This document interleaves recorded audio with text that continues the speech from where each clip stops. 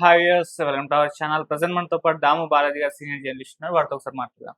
Sir నమస్కారం sir. నమస్తే. Sir final గా అఖండ 2 అయితే ఇవాళ ప్రేక్షకుల ముందుకు అయితే వచ్చేసింది సార్. నిన్న నుంచి కూడా ప్రీమియర్స్ పడ్డాయి. ఇవాళ రెగ్యులర్ షో స్టార్ట్ అయిపోయాయి. మరి ఎటువంటి రెస్పాన్స్ వస్తుంది? సో మీ రివ్యూ ఏంటి సార్ ఈ అఖండ 2 పైన? అఖండ 2 లేట్గా అయినా కూడా రిలీజ్ అయింది.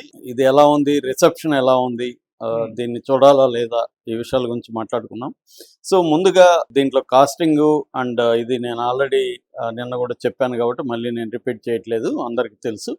సో ప్రధానంగా కథగా చెప్పాలంటే దీంట్లో ఒక సింపుల్ లైన్ అని చెప్పొచ్చు. దీంట్లో పెద్ద ట్విస్ట్లు టర్న్లు ఉన్న కథ కాదు, సింపుల్ లైన్. ఇదేంటంటే చైనాకు సంబంధించిన ఒక జనరల్ వాళ్ళ కొడుకుని మన గాల్వాన్ అక్కడ లోయలో ఇండియన్ సైనికులు చంపేస్తారు. అక్కడ జనరల్ ఏంటంటే దానికి ప్రతీకారంగా ఇండియా మీద ప్రతీకారం తీర్చుకోవాలనుకుంటాడు. దానికోసం ఒక మాజీ జనరల్ ఉంటాడు టిబెట్ ప్రాంతంలో. ఆ మాజీ జనరల్ని కలిసి అతని అనుభవాల నుంచి సో ఇండియాని ఎలా జయించాలి అనే సలహాలు తీసుకుంటాడు. సో మాజీ జనరల్ ఒక సలహా ఇస్తాడు. అదేంటంటే ఇండియాలో ప్రతి నమ్మకం ఉంటుంది, ప్రతి దానికి దేవుడు వస్తాడనే నమ్మకం ఉంటుంది. ఆ నమ్మకమే వాళ్ళని కాపాడుతుంది. దాన్ని బ్రేక్ చేస్తే ఇండియా బ్రేక్ చేయొచ్చు ఇండియా అనేది ఒక సలహా ఇస్తాడు. ఎలా చేయాలంటే దానికి ఒక ప్లాన్ కూడా ఇస్తాడు. అదేంటంటే మహాకుంభమేళా జరుగుతుంది 140 సంవత్సరాలకు ఒకసారి. ఆ కుంభమేళాలో ఒక వైరస్ని కలిపేస్తే కొన్ని వేల కోట్ల లక్షల మంది చనిపోతారు. దాంతో దేవుడు కాపాడలేడు అన్న విషయం జనాలకి అర్థమవుతుంది. ఇందుకోసం మనకి ఇండియాలో ఉండే ప్రతిపక్ష నాయకుడు ఠాగూర్ అనే అతను ఉన్నాడు, అతను హెల్ప్ చేస్తాడంటారు. సో ఈ జనరల్, చైనా మాజీ జనరల్, ఈ ఇండియాలో ఉండే ప్రతిపక్ష నాయకుడు ముగ్గురు కుమ్మక్కయి చేస్తారు. దీనికి విరుగుడుగా ఇద్దరు బాలకృష్ణాలు అనే విషయం మనకు తెలుసు.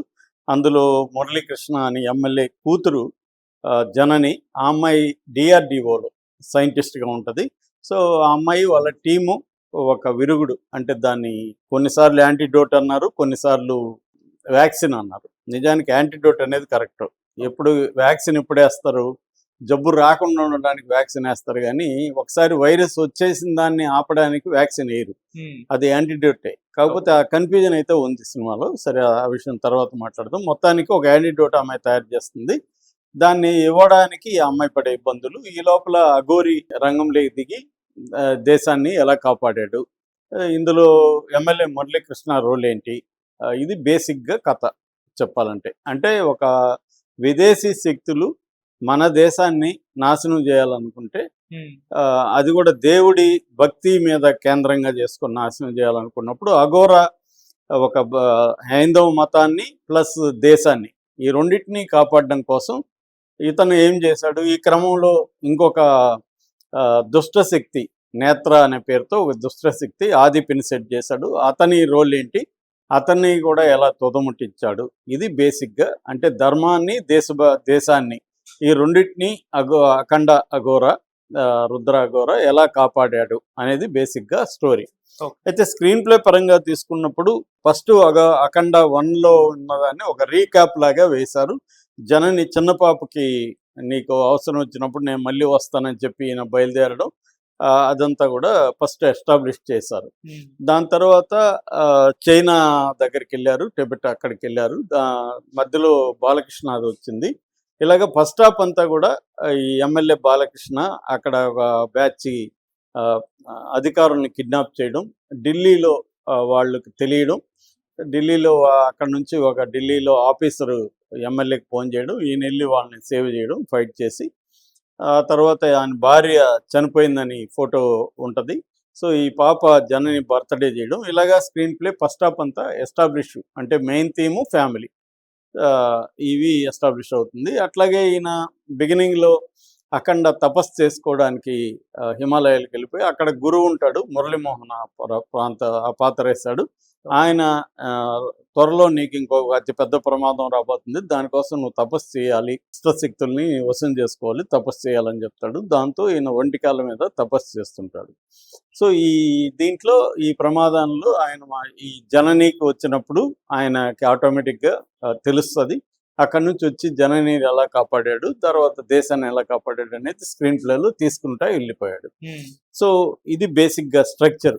దీంట్లో సినిమా ఎలా ఉంది, దీంట్లో హైలైట్స్ ఏంటి అనుకున్నప్పుడు స్క్రీన్ ప్లే పరంగా అనీవన్గా ఉందని చెప్పొచ్చు. అనీవన్ అంటే కొన్ని చోట్ల ఎక్స్ట్రాడినరీగా వెళ్తుంది, కొన్ని చోట్ల కొంత డల్ మూమెంట్స్ కూడా ఉన్నాయి. ముఖ్యంగా ఎమ్మెల్యే బాలకృష్ణ ఎపిసోడ్లంతా కూడా కొంత డల్గాను రొటీన్గాను ఉన్నాయి. అఘోరా వచ్చినప్పుడంతా కూడా స్క్రీన్ మీదకి ఒక పెద్ద ఎనర్జీ వచ్చినట్టుగా ఉంది. ఆ ఫైట్స్ అంతా కూడా వండర్ఫుల్గా తీశాడు. అంటే అఘోరా క్యారెక్టర్ స్క్రీన్ మీద వస్తే నీకు ఫైర్ స్టార్ట్ అవుతుంది. ఎమ్మెల్యే మురళీ కృష్ణ వచ్చినప్పుడు అంతగా లేదు, అది రొటీన్ గాను మామూలుగాను ఉంది. కానీ అఘోరా క్యారెక్టర్ వల్లనే సినిమా హైట్స్ కి వెళ్ళింది అనమాట. డైరెక్షన్ పరంగా చెప్పాలంటే అఖండతో పోలిస్తే ఇది చాలా బ్రహ్మాండంగా డైరెక్ట్ చేశాడని చెప్పొచ్చు. ముఖ్యంగా దీంట్లో హైలైట్స్ వచ్చి విజువల్ క్వాలిటీ మనకి మహాకుంభమేళా విజువల్స్ కానీ, హిమాలయాల లొకేషన్స్ కానీ, టిబెట్ సెట్స్ కూడా చాలా బాగున్నాయి. ఆర్ట్ డైరెక్షన్ చాలా బాగుంది.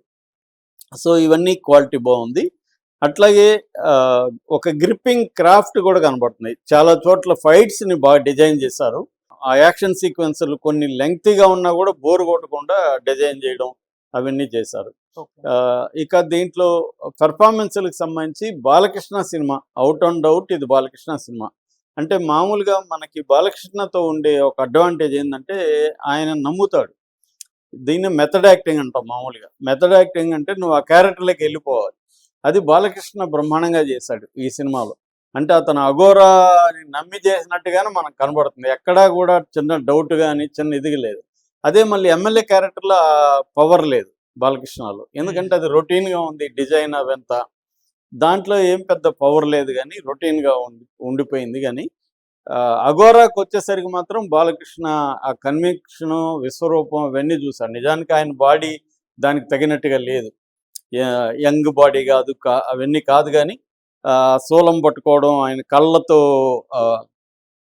భావాలు పలికించడం అవన్నీ బ్రహ్మాండంగా వర్కౌట్ అని, దానికి తగినట్టు బోయపాటి కూడా ఏంటంటే తెలివిగా, అంటే ఈయన ఎప్పుడైనా కూడా డైరెక్టర్ ఏం చేస్తారంటే హీరోకి ఉన్న మైనస్లు ఏంటి ప్లస్లు ఏంటి, మైనస్లను ఎలా కప్పిపుచ్చి ప్లస్లను ఎలా లేపాలి అనేది డైరెక్టర్ ఎప్పుడైనా చేయాల్సిన పని. అది బ్రహ్మాండంగా బోయపాటి చేశాడు.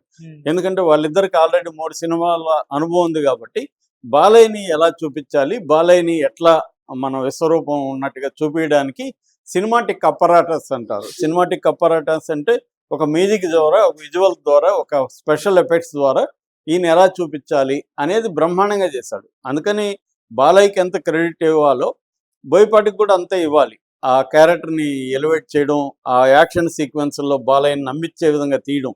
మామూలుగా అయితే కామెడీ అయిపోతుంది, ఎందుకంటే ఈయన ఫైట్లు చేయలేడు, బాలయ్య ఫిజికల్గా అంత ఫిట్ కాదు ఆయన ఏజ్ రీత్యా, కాబట్టి దాన్ని నమ్మించాలి. ఎప్పుడైనా సినిమా అనేది మేక్ బిలీవే, నువ్వు నమ్ముతున్నావా లేదా అనేది ఇంపార్టెంట్. దాంట్లో డైరెక్టర్ సక్సెస్ అయ్యాడు. అఘోరా క్యారెక్టర్ వచ్చిన ప్రతి చోట కూడా బాలయ్య చేసేదంతా కూడా నిజమేనేమో అన్న ఒక ఫీల్ని క్రియేట్ చేశాడు. థియేటర్లు కూడా విపరీతంగా, మనం మామూలుగా అయితే దిష్టి దానికి అందరూ ఇదేంద్రా ఎక్స్ట్రా అనుకున్నారు, కానీ థియేటర్లో దానికి ఫ్యాన్స్ విపరీతంగా ఎంజాయ్ చేస్తున్నారు. అంటే ఆ సిచ్యువేషన్లో అది పర్ఫెక్ట్గా సూట్ అయిపోయింది అనమాట. అంటే ఒక ఎమోషనల్ ఎఫెక్ట్ అది క్రియేట్ అయింది. ఆ పాప ఆల్రెడీ ప్రాణాల ప్రమాదం ఉండడం, ఆ టైంలో ఆ పాపకి దిష్టి తీయడం అనేది కరెక్ట్గా సింక్ అయింది. సో బయట చూస్తే అది మనకి అంత అనిపించదు, కానీ అక్కడ ఇది అట్లాగే కొన్ని షార్ట్స్ అంతా కూడా చాలా ఎక్స్ట్రాడినరీగా వచ్చాయి. సో స్పెషల్ ఎఫెక్ట్స్ చాలా బాగుంది. చాలా చోట్ల గ్రీన్ మ్యాట్ చేశాడని మనకు తెలుసు కానీ మనలాంటి వాళ్ళకి, కానీ అది చాలా ఎక్కడా కూడా తెలియకుండా బాగా పర్ఫెక్ట్గా చేశారు. విఎఫ్ఎక్స్ చాలా బాగున్నాయి, విజువల్ ఎఫెక్ట్స్ బాగున్నాయి. ఇక మ్యూజిక్ వస్తే నాకు కొన్ని చోట్ల మ్యూజిక్ బాగుంది, కొన్ని చోట్ల ఏంటంటే రొటీన్ వేసి లూప్లో పెట్టేసినట్టుగా కూడా కొన్ని చోట్ల అనిపిస్తుంది. అంటే లౌడ్ వేసి, కాకపోతే ఆ ఫైట్లకి సరిపోయింది. కొద్దిగా వేరియేషన్ చూపించుంటే మ్యూజిక్లో, అంటే అంతే లౌడ్గా ఉండొచ్చు, లౌడ్ వద్దని నేను అనట్లేదు, కొద్దిగా వేరియేషన్ చూపించుంటే బాగుండేది. అయితే చాలా చోట్ల చాలా ఎఫెక్టివ్గా కూడా మ్యూజిక్ ఉంది. బ్యాక్గ్రౌండ్ స్కోర్ ముఖ్యంగా మంత్రోచ్చారణ ఉండడం, అంటే థీమ్కి తగిన వోకల్స్ వాడడం, మంత్రోచ్చారణ, ఇవన్నీ కూడా బ్రహ్మాండంగా వచ్చింది. ముఖ్యంగా నేత్రాతో ఫైట్ కానీ, ఇంటర్వెల్ ముందు ఫైట్ అయితే అల్టిమేట్ వచ్చింది, అదైతే స్ట్రైకింగ్గా ఉంది. అట్లాగే చివర్లో చేసేది అన్నిటికంటే బెస్ట్ అయితే ఇంటర్వెల్ బ్లాకే. ఇంటర్వల్ అంటే యాక్షన్ సీక్వెన్స్లో బెస్ట్ వచ్చి ఇంటర్వల్ బ్లాక్ మాత్రం షాకింగ్గా ఉంది. అంటే ఇలా చేయొచ్చా అని. అప్పటి వరకు మనం అఘోరాని ఆ స్థాయిలో చూడలేదు కాబట్టి అది ఎఫెక్టివ్గా ఉంది. తర్వాత అఘోరా ఎలా ఉంటాడో తెలిసిపోతుంది కాబట్టి మనకి అంత ఎఫెక్ట్ ఇవ్వడంలో కొద్దిగా ప్రాబ్లం వచ్చింది. Okay. So interval the highlight screen play పరంగా చెప్పాలంటే.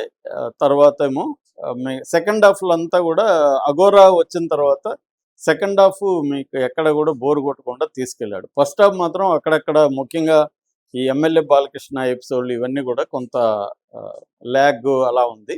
నాకు తెలిసి నిజానికి అక్కడ చాలా సీన్లు కట్ చేసి ఉండొచ్చు.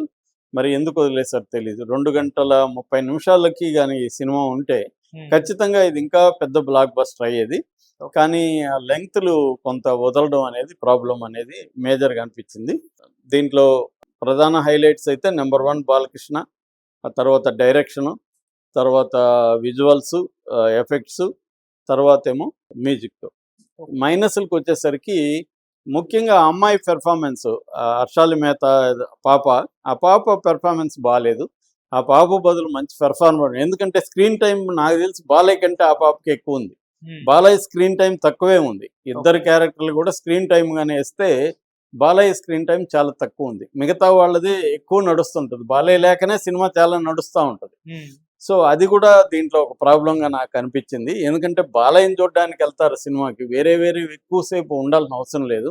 అవన్నీ తగ్గించి బాలయ్య ఈ అఘోరీ ట్రాక్ని కానీ ఇంకొంత పెంచుంటే ఇంకా బాగుండేది సినిమా. తర్వాత ఈ పాప అంత ఎఫెక్టివ్గా లేదు. అలాగే సంయుక్తమైన క్యారెక్టర్ డిజైన్ కూడా అంత బలంగా అయితే లేదు. అట్లాగే ఆ పాట ఉన్నది ఒకే పాట, ఆ పాట జాజికాయ జాజి, అది బాగాలేదు, అంత ఎఫెక్టివ్గా లేదు పాట. సో ఇవన్నీ కానీ కొన్ని జాగ్రత్తలు తీసుకొని ఉంటే ఇంకా బాగా ఉండేది సినిమా. సో ఆ మైనస్లు. ఇంకొకటి నేను ప్లస్లో చెప్పడం మర్చిపోయినాను ఏంటంటే డైలాగులు చాలా బాగా రాశారు. ఆ టీం ఏదో 4-5 పేర్లు వేశారు, అవి స్పీడ్కి వెళ్ళిపోయినాయి. కళ్యాణ్ చక్రవర్తి, ఇంకేదో కాసర్ల శ్యామ్, ఇలాంటి పేర్లు వచ్చాయి. సో డైలాగ్స్ చాలా ఎఫెక్టివ్గా ఉన్నాయి. అంటే ఈ సినిమాకి బిలీవబుల్గా ఉండడానికి డైలాగ్స్ ఉన్నాయి.